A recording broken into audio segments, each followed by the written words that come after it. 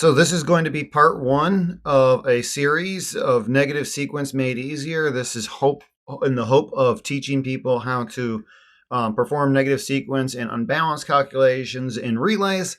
And so we'll just dive right in. So what are the three sequences? Well, there's positive sequence, negative sequence, and zero sequence. And positive sequence is if you have a system that's ABC, it's rotating in 100% balanced in the ABC rotation. All phasors are the same magnitude and they're in balanced directions. In other words, 120 degrees exactly between each. And it is, again, ABC rotation. Negative sequence means that we are rotating in the negative direction. So you're applying CBA to an ABC system, or you're applying ABC to a system that is normally CBA. It just means that it's negative for that system. The phasors are going to look almost exactly like positive sequence. They're going to be balanced 120 degrees apart, and also equal magnitudes, but they're going to be, two phases are swapped, which is negative sequence. And zero sequences, all three of them are in phase, stacked on top. That's usually indicative of a ground fault.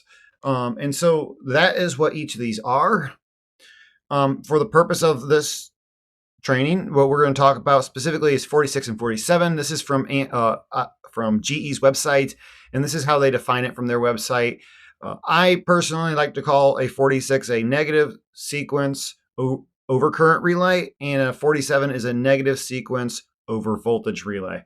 And that might not line up exactly with what some people have heard, but we don't care about, if we're talking about current unbalance, if out of the three sequences, zero sequence, we have a lot of tools for that already. We don't need to look at a current unbalance to calculate zero sequence. We have other ways to do that. So really what we care about is positive sequence and negative sequence in a ratio between the two or something like that. And positive sequence is already good. So really the biggest thing about all of it anyways is negative sequence, which is why I just call it a negative sequence over current or negative sequence over voltage. Okay. And that's just how I typically stick to it, just to simplify the name and not be too drawn out, but it could be called a current unbalance or a phase sequence. This is also from IEEE. And if you notice that they're going to say almost the exact same thing. 46, negative phase sequence current exceeds a preset value. That sounds like a negative sequence over current. And if you read for the 47, negative sequence voltage exceeds a preset value. Negative sequence over voltage. Now they do talk about it being unbalanced in a polyphase system, and that's fair, right? But I want to try to simplify the name as much as possible so we can find a way to define it easily. And as I said, if you have a normally ABC system, the negative sequence is going to look just like positive sequence, but it's CBA, okay? And if you have a CBA system, it's normally CBA, then negative sequence is going to be ABC. Don't let that confuse you. That does confuse people, okay? So what is negative sequence?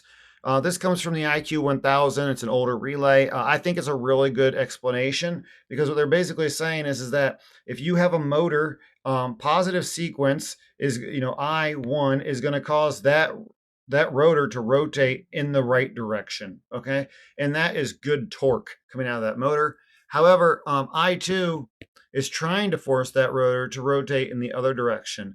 And that rotor is not physically going to move in that direction. So what happens to those currents? And it becomes essentially heat. So what happens or why? This is from the BE147 relay. We're going to talk about that later. This negative sequence happens because, and it's listed right here primarily, you have unequal phase loads on the system, causes sags on one phase to the other from 1% to 2%. It's very common, right? And then if you want to talk about how much it might affect your system, if you lose one phase, it could cause a substantial amount of negative sequence. And then a machine operating with 3.5% negative sequence voltage, that's going to cause 25% overheating, which is ridiculous, right? And I think that this one really drives it home. this is from GE's 869 relay, the multi-line. This says in their manual, a 1% voltage unbalance typically translates to 6% current unbalance, which is kind of ridiculous. So that hopefully puts it into perspective. Again, positive sequence, negative sequence, and zero sequence. This is how you calculate them, okay? And this can be hairy for people. These are not just magnitudes, okay? When it says IA here, what we're talking about is what we mean is you're going to have 5 amps at an angle of 0 degrees. And then IB is going to be maybe 4.9 amps at an angle of negative 119.8 degrees, right?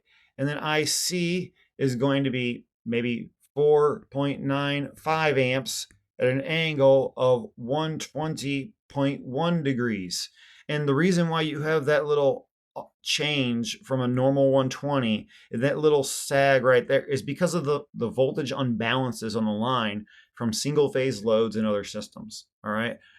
This alpha that's in here that you see under the negative and positive sequence, alpha is going to be equal to 1 at an angle of 0 to, I'm sorry, not 0. It's going to be 1 at an angle of 120 degrees. And so when you multiply by this vector, what you get is you multiply the magnitudes and you add the angles. And so all we're doing is an angle change on this.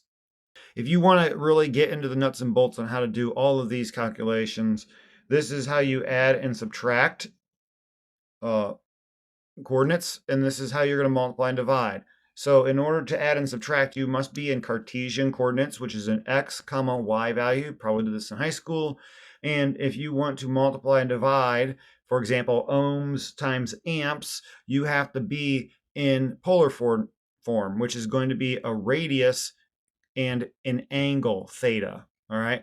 And so that you could represent this point in space 2 different ways. You can do it with an x, y value, which is what they're doing here. Or you could also represent it with, r with an angle of a degrees. All right. And in order to be really fluent in this, you have to know how to do this math and also how to do the conversions back and forth between the two, because quite often you'll be doing addition and subtraction, multiplication and division all at the same time in the same problem, and you have to go back and forth several times. So this is a sequence calculator that I made, and this is in Excel. There's plenty of them online that you can create or find or whatever you want to do, as long as it does the correct calculations. And so what I just want to kind of point out is that at all times you will have some kind of positive, negative, and zero sequence. The only time that you won't is if it's perfectly balanced or something like that, and that's never going to happen. You will always have some kind of unbalance on the system. So right now what we have is everything is 100% positive sequence, as you see right here, which is why our positive sequence vector is the same length as A phase. It's yellow and black. Yellow is the positive sequence. And then if you look, these are all of our angles and magnitudes, and they're all balanced and equal, right? So what we're going to do now is I'm just going to go ahead and give you an unbalance and say, and even if I just did something like we did on the last slide, 4.95 and 4.9, you can see that you still have a portion of zero sequence and negative sequence, and your positive sequence value is not 100% anymore.